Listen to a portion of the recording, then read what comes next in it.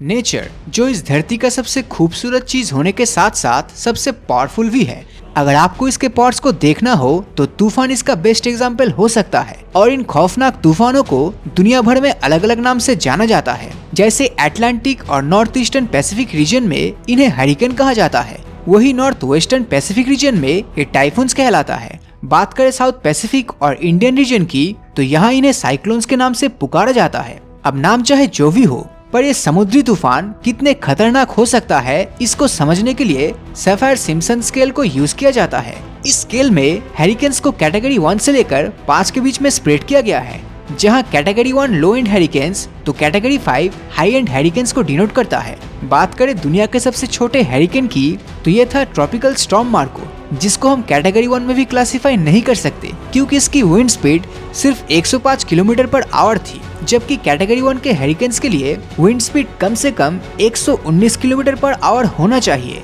लेकिन साल 2017 में आया हैरिकेन नेट कैटेगरी 1 के हैरिकेन का एग्जाम्पल है, जो कोस्टारिका की हिस्ट्री का सबसे महंगा नेचुरल डिजास्टर साबित हुआ था, जिससे $787 मिलियन और 48 लोगों की जानें चली गई थी। हैरिकेन नेट की विंड स्पीड करीब 145 किलोमीटर पर आवर था, जो आगे आने वाले हैरिकेन्स के कंपैरिजन में कुछ भी नहीं है।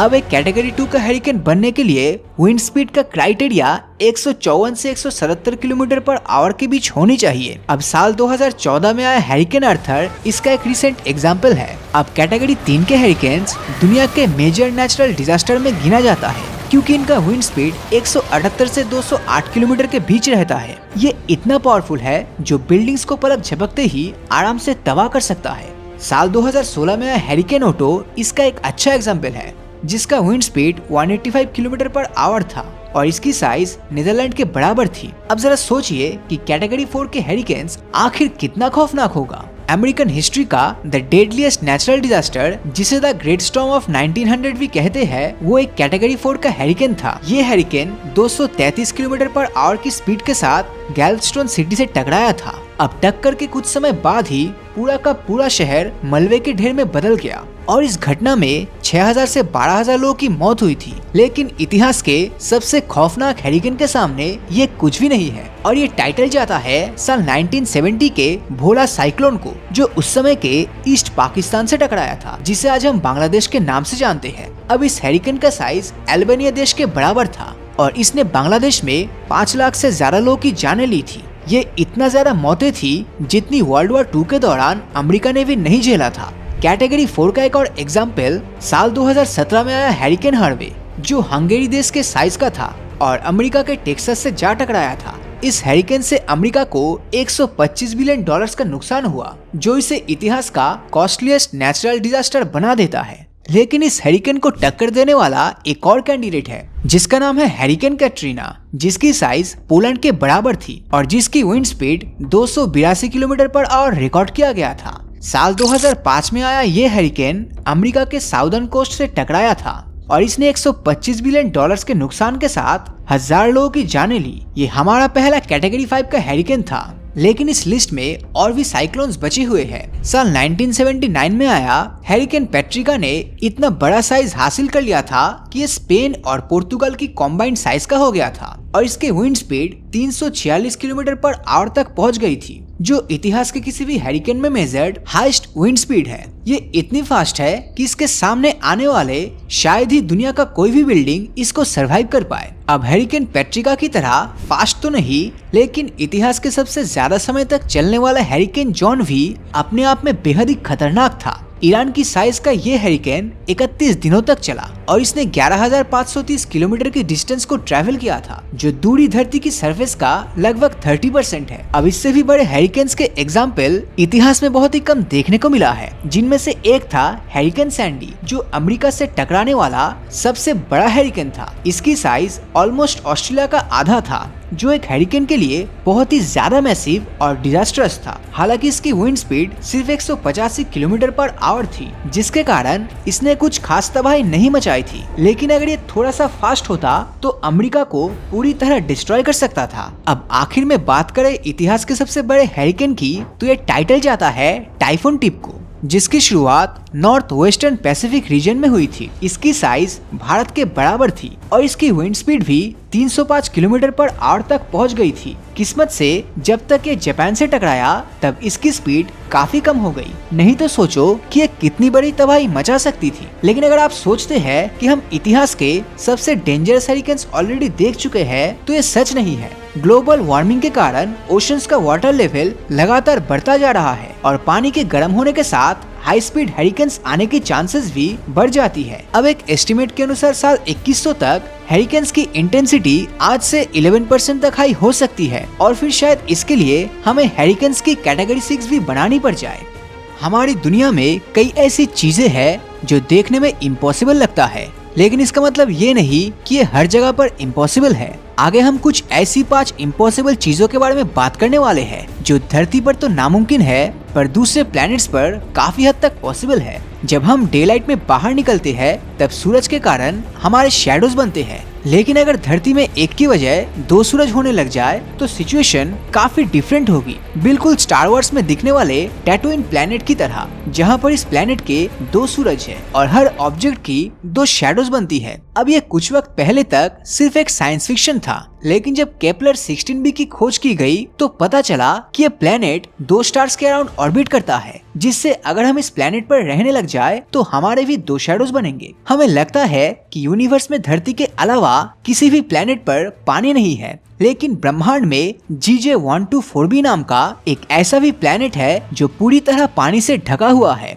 अगर बात धरती की किया जाए तो धरती का 70% हिस्सा पानी से ढका हुआ है, जो धरती के मास का 0.005% ही है। वही दूसरी ओर GJ1214b पर इसके मास का 10% पानी है, यानी इस प्लैनेट पर धरती के मुकाबले 10 से 20 गुना गहरा समुंदर है।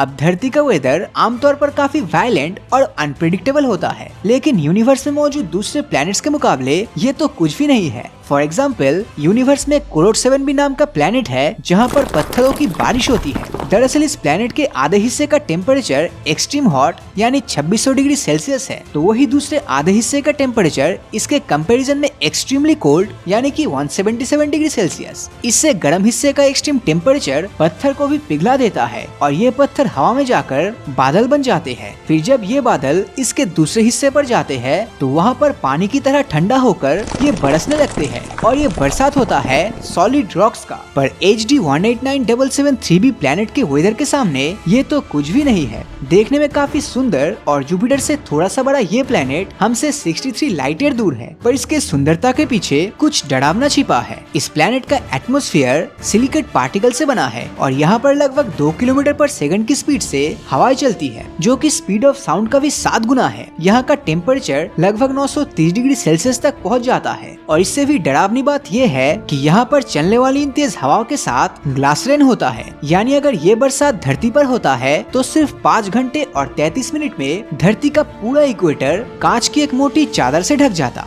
पर अगर बात तूफानी हवाओं की हो तो यूनिवर्स का कोई भी प्लैनेट HD 189733b प्लैनेट के सामने नहीं टिक सकता। ये गैस जायंट है और इसकी स्टार फेसिंग साइड का टेम्परेचर 966 डिग्री सेल्सियस है और हैरानी की बात तो ये है कि इसकी डार्क साइड का टेम्परेचर भी 688 डिग्री सेल्सियस होता है, जो कि काफी अनयूजुअल है। पर ऐसा इसलिए होता है क्योंकि यहाँ पर चलने वाली हवाएं लगभग 22,000 माइल पर आवर की स्पीड से चलता है, जो कि साउंड की स्पीड का 29 टाइम ज्यादा है। फॉर एग्जाम्पल, अगर हम धरती पर सबसे तेज चलने वाले विंड की बात करें तो साल 1999 में जो ओक्लाहोमा में सबसे फास्ट टॉर्नेडो आया था, उसकी विंड की स्पीड भी सिर्फ 484 किलोमीटर पर आवर था, जो इस गैस जायंट प्लैनेट पर चलने वाली हवाओं से 73 टाइम्स कम है। अगर कोई इंसान इस प्लैनेट पर चलने वाले तूफान में फंस जाए तो वो सिर्फ 1 घंटे 8 मिनट में धरती का एक पूरा चक्कर कंप्लीट कर सकता है। बट अगर इन सब प्लैनेट्स को छोड़ भी दे तो हमारे सोलर सिस्टम में भी एक मून है जो काफी इंटरेस्टिंग है। दरअसल ये सैटर्न का मून टाइटन है और टाइटन का एटमॉस्फेयर इतना थिक है कि साल 2005 तक तो हम ये भी नहीं जानते थे कि इसकी सरफेस कैसा दिखता है, पर आज 2024 में हम इसके बारे में अच्छे से जानते हैं और आज की तारीख में ये कुछ ऐसी दिखती है। अब टाइटन एक अनोखी जगह है और यहाँ का अपना एक एटमॉस्फेयर भी है। यहाँ पर झीलें और नदियाँ है और धरती की तरह ही यहाँ पर बरसात भी होती है और टाइटन का एवरेज टेम्परेचर -179 डिग्री सेल्सियस है, जिस कारण यहाँ पर पानी हार्ड रॉक फॉर्म में पाया जाता है और केमिकल मीथेन लिक्विड स्टेट में एग्जिस्ट करता है। अब यहाँ के बादल, नदियाँ और झीलें मीथेन से बनी हुई है, जो कि नेचुरल गैसेस का प्राइमरी कंपोनेंट है। हम अब तक टाइटन के सिर्फ 20% सरफेस को ही मैप कर पाए हैं और अंदाजे के मुताबिक इसके सिर्फ इतने से हिस्से में ही धरती से कई 100 गुना ज्यादा नेचुरल गैस और ऑयल मौजूद है। लेकिन अगर हम थियोरेटिकली देखें तो टाइटन तक जाना पॉसिबल है और इस मून का ग्रेविटेशनल फोर्स इतना कम है कि अगर वहाँ तक जाकर हम कोई आर्टिफिशियल पंख ले तो हम भी बर्ड्स की तरह आराम से फ्लाई कर सकते। धरती से पुरुष खत्म होने वाला है अगले कुछ सालों के अंदर और सिर्फ महिला ही जन्म लेंगी, ऐसी ही न्यूज आर्टिकल आज बड़ी से बड़ी रिसर्च एजेंसी पब्लिश कर रही है। दरअसल वैज्ञानिकों ने रिसर्च में ये बताया कि धरती से वाई क्रोमोसोम धीरे धीरे खत्म हो रहा है। दोस्तों, ये वाई क्रोमोसोम ही तय करता है कि पैदा होने वाला बच्चा लड़का बनेगा या लड़की। तो इंसानी बॉडी में टोटल 23 जोड़े क्रोमोसोम्स होते हैं, जिनमें से 22 जोड़े पुरुष और महिलाएं दोनों में एक जैसी होती है। वही बाकी के 2 क्रोमोसोम जिनमें XX महिलाएं और XY पुरुषों को जन्म देती है। इसी में से जो वाई क्रोमोसोम है उसको लेकर ये कहा जा रहा है कि इस वाई क्रोमोसोम में SRY नाम का जो जीन मौजूद है वो धीरे धीरे खत्म हो रहा है, जिसके चलते ऑटोमेटिकली XY क्रोमोसोम का प्रोडक्शन धीरे धीरे खत्म हो जाएगा और अगर ऐसा हुआ तो पुरुष पैदा होना ही रुक जाएगा। सिर्फ XX क्रोमोसोम यानी महिला ही पैदा होंगी। अब अगर धरती पर सिर्फ महिला ही बचेंगी तो बिना पुरुषों के तो उनका भी खात्मा होने लगेगा। जब बच्चे पैदा ही नहीं होंगे और जेनरेशन आगे ही नहीं बढ़ेगा तो फिर इस धरती से इंसानों का ही खात्मा हो जाएगा। अब इसको लेकर कुछ साइंटिस्ट का ये कहना है कि इस धरती पर कई ऐसी प्रजाति के जीव भी मौजूद है जो सिर्फ फीमेल ही होती है और उनमें पुरुष नहीं पाए जाते, पर फिर भी वो अपने बच्चे को जन्म दे सकती है। तो शायद आने वाले समय में महिलाएं खुद ही बिना पुरुष के बच्चे जन्म दे पाएगी, पर ये सिर्फ एक अनुमान है। अब हम ये समझते हैं कि ये जीन्स आखिर होते क्या है, क्योंकि SRY नाम का जीन ही तो रिस्पॉन्सिबल है जो मर्दों की आबादी को खत्म करने वाला है। तो उसे समझने के लिए मान लीजिए कि एक क्रोमोसोम है, उस पर 1000 से ज्यादा जीन्स मौजूद है। ये जीन्स छोटे छोटे पॉइंट्स की तरह होते हैं जो इंसानों की स्पेशलिटी को निर्धारित करता है कि किसी इंसान की आंखें कैसी होंगी या फिर उसका नाक या कान कैसा होगा। सो ये जो वाई क्रोमोसोम है वो एक्स क्रोमोसोम की तुलना में काफी छोटे होते हैं। तो उस पे आज से 300 मिलियन साल पहले 1438 जीन पाए जाते थे, पर समय के साथ साथ इनमें से 1393 जीन्स खत्म हो चुके हैं और बचे 45 जीन्स आने वाले 10 मिलियन सालों में पूरी तरह खत्म हो जाएंगे। और इसी वाई क्रोमोसोम के ऊपर SRY जीन पाया जाता है जो बच्चे मेल या फीमेल बनेगा वो डिसाइड करता है। तो वो भी अब धीरे धीरे खत्म होने की कगार पर है